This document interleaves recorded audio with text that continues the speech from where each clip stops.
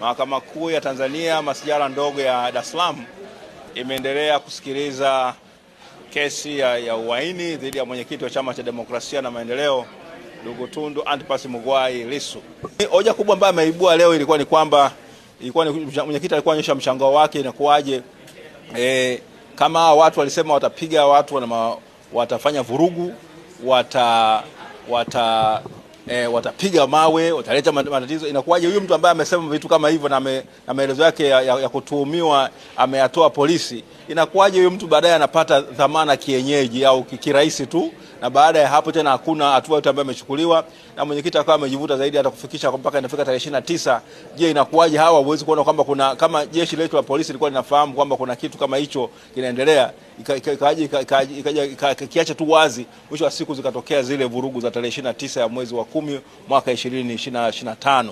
Sasa ilikuwa ni kwamba ni kuonyesha pattern ambayo inatia inakuweza kuonyesha kwamba kuna vitu vikubwa ambavyo havieleweki, lakini swala kubwa ni kwamba sisi sio waamuzi wa kesi, bali mahakama ndio itakayoamua.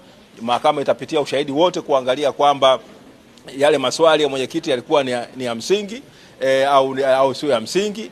Hoja ambazo zimejengwa na upande wa mashtaka, je, ni za msingi na mashahidi wake? Lakini mwenyekiti kazi yake kama unavyofahamu katika kesi za jinai, jukumu la mshtakiwa ni kutia mashaka.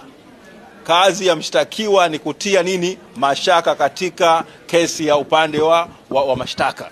Yaani unautia ule ushahidi ambao umetolewa, unaufanya unaleta mapengo, unaupatia mapengo au mashaka, kwa sababu kiwango cha uthibitishaji ni pasipokuwa na mashaka yote ya msingi. Mashaka yanaweza kuwepo, lakini yao ya msingi. Kwa hiyo ukitia mashaka pasipo ushahidi, upande wa mashtaka una jukumu la kuhakikisha kwamba hakuna mashaka yote yale ya msingi. Sasa kazi ya mwenyekiti alikuwa nayo au mshtakiwa katika kesi ya jinai ni kuonyesha kwamba kuna mashaka.